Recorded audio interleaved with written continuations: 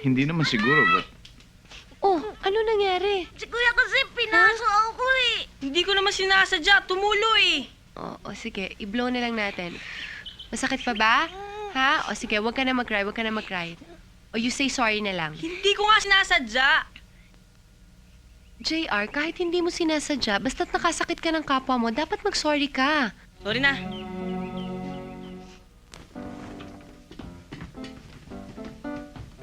Sandali. Pwede dito na lang ako. Kasi dating upuan to ni Mami eh. Sure. Education graduate ka pala. Paano ka na-involved sa banda? Talaga naman hong hilig ko ang music eh. Kanya lang ho tinupad ko ho yung pangarap ni amang at ni inang na magkaroon ng anak na maestra. Status symbol nga pala yun sa probinsya, di ba? Kaya naman ho nang maulila ako sugod ako kaagad dito sa Maynila para pagbigyan naman ho yung gusto ko. Medyo corny nga ho Not at all. Lucia, pakidagdagan nga ng lemon butter sauce. Bigyan mo na rin si Miss De Vera. Okay lang ho ako. Pwede bang manghingi ng sukang may bawang?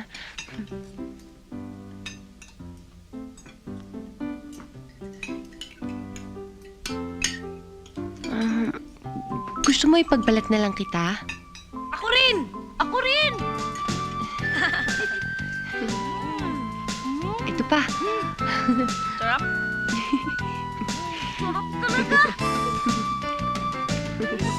Sarap talaga. O, di ba mas masarap sa sukang may bawang?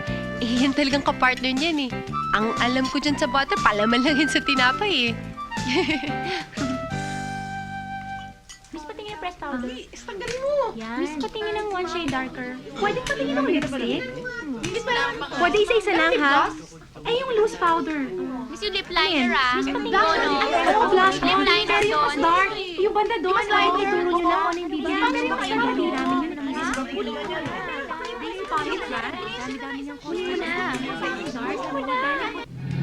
Ordinarily, Mr. Zulueta, we really prosecute shoplifters. Tapos, pinapos namin yung litrato para madala.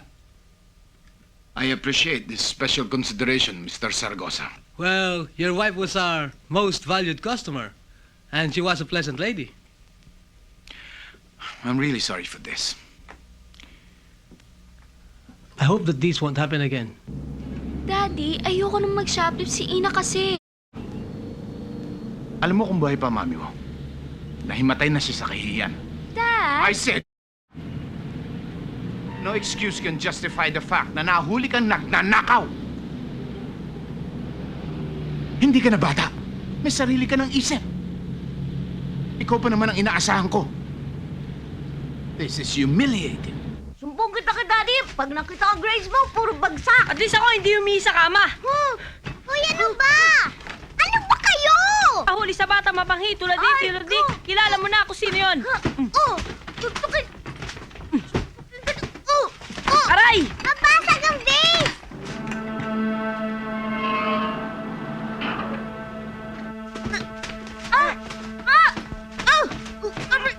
Ano? Aray! Ano ba? Tumigil! Ano? Gia! Ha? Lalabang ka? Richie! Ha? Ano? Lalabang ka? Ha? What's happening here, huh? What's happening here? Ano ba? Anong problema? Kasi nanunokso Siya naman ang nauli. Tama na! Wala na kayong binigay sa akin kundi sakit ng ulo! Beginning today, for 3 months, walang magti-TV, walang maglalaro, walang magko-computer! Face the wall, you two, and stay there for 2 hours! Is it too much to ask for some peace in this house? Tuwing umuwi ako, nagrarambulan kayong dalawa! Tuloy ayokong umuwi sa bahay na ito na hindi ba kayo lahat tulog! I'm sick and tired of taking care of all of you!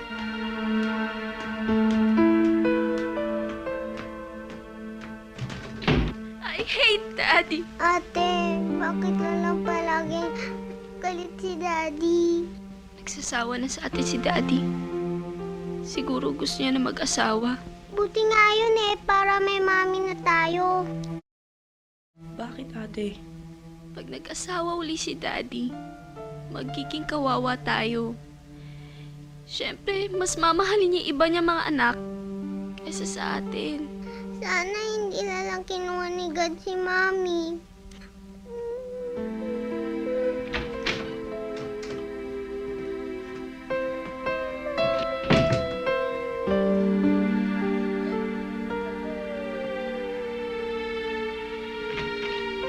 Nina, wake up. You're having a bad dream. Nina? Nina? Kaya ko to, Dad.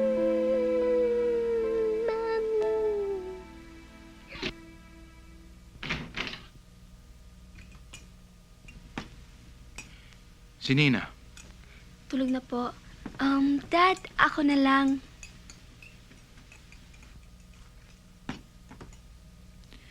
Darlene, I really expect a lot from you. Lalo na sa pagtulong sa mga kapatid mo. Hindi ko kaya ang lahat ng ginagawa ng mami mo.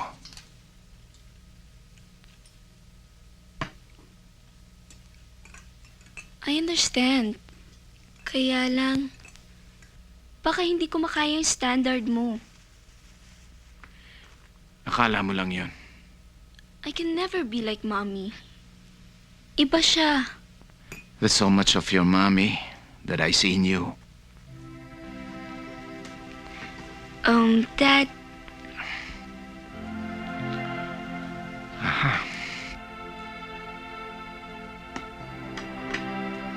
pareho na bang lasa? Nang gawa ni Mommy? Parang may kulang, pero close enough.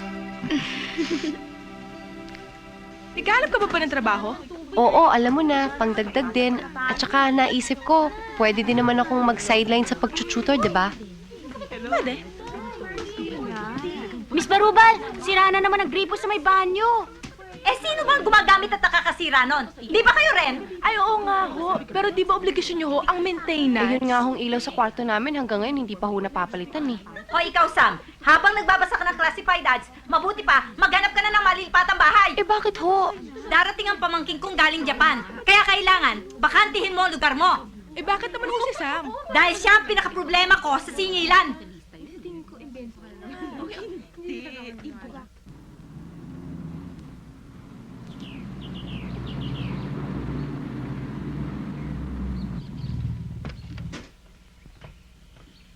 Okay, let's go, guys. Tita! Hi! Trina, kanina ka pa ba? Hindi naman. Sabi na nga ba, tatalo ka kay Mommy. Makakalimutan ko ba naman ang birthday ng mami Hi. mo? Daddy, dapat nga nagdala tayo ng cake para kay Mami.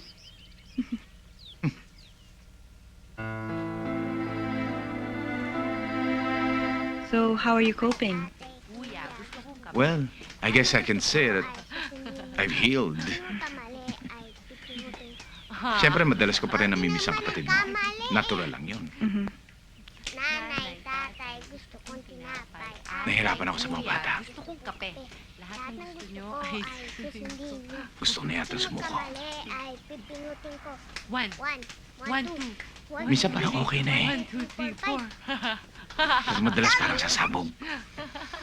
It will take time. Bala lang. Baka kailangan mo ng tulong. So far, si Sam malaking naitulong kay Nina. Baka naman masyado maging dependent ang mga bata kay Sam. Hindi naman siguro, but Oh, ano nangyari? Si Kuya kasi pinaso ako eh. Hindi ko naman sinasadya. Tumulo eh. O sige, i-blow na lang natin. Masakit pa ba? Ha? O sige, huwag ka na mag-cry, huwag ka na mag-cry. O you say sorry na lang. Hindi ko nga sinasadya. JR, kahit hindi mo sinasadya, basta't nakasakit ka ng kapwa mo, dapat mag-sorry ka. Sorry na. JR, pag nagsusorry ka, dapat naman sincere. Eh parang napipilitan ka lang yata eh. Eh paano kung ikaw naman ang pinaso ni Richie, tapos nasaktan ka? Gusto mo ba yon? Ha? Sorry na. Huwag ka na umiyak. Gusto mo, sa'yo na lang itong laruan ko. Okay na. Wow! ito na yata magiging savior ko.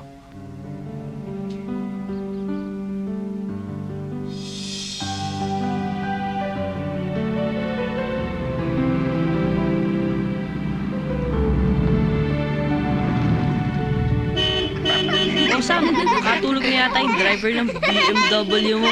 Okay lang yan. Inagkilo kayo buong araw. Bakit? Ang dami mong dalang gamit. Kasi nakahanap siya ng bahay eh. Bakit? Kasi yung lalady niya... Oo. Huwag mo na isasalaysay pang kwento ng buhay ko. I insist. Nakakahiya ho yata eh. Sam, ang totoo niyan, you're doing me a favor. We'll make adjustments in your compensation. This is the perfect setup. Talagang, kailangan ko ng full-time tutor for the kids. Pag-iisipan ko muna ho. Bakit pa? Temporary lang naman ito. 2 to 3 months, 1 or 2 weeks, habang naghahanap ka ng bahay.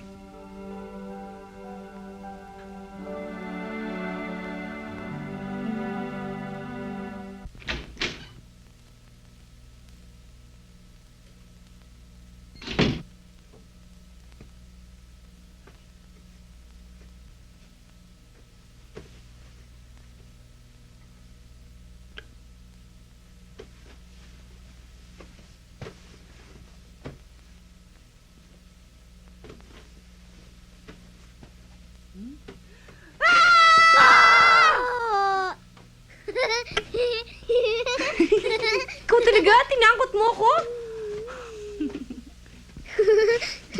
Dito ako matutulog. Bakit? Natatakot na naman ako sa bad dreams eh. Alam mo, yung mga bad dreams, dreams lang yun. Kaya dapat wala kang katakutan. Okay? Okay. Nandiyan ka lang pala. Halika na, matulog na tayo. Dito ako matutulog. Ikaw, gusto mo rin? Okay lang, Sam? Oo.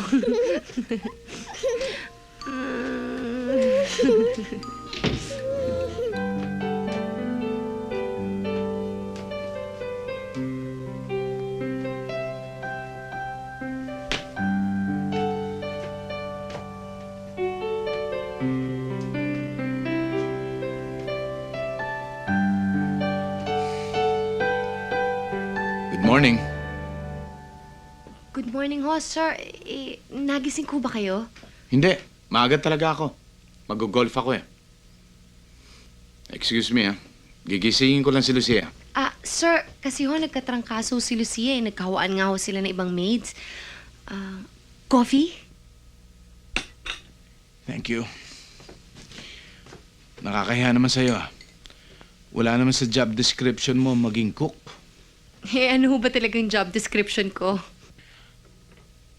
Special tutor ng mga anak ko. Pwede bang wag mo na akong hinuho sa kaser? Huwag mo na rin akong tawaging Miss Vera. Kasi lagi ako napapalingon sa likod ko eh. Hindi ako sanay. Parang palagi kami tinatawag na iba. It's a deal. Okay.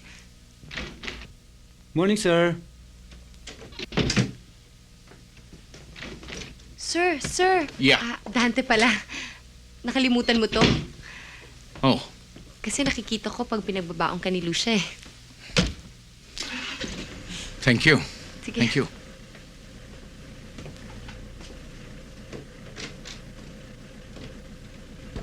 Oh, pengi naman oh. Sarap, baka sunog na yan. Ako naman, Lucia! Huwag mo bigyan niya, Lucia. Wag. Wag yan. Wag. Wag!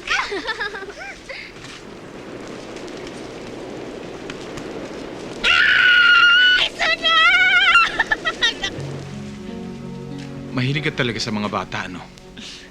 Oo, kasi only child lang ako eh. Hindi ko naranasang magkaroon ng malaking pamilya. Yeah.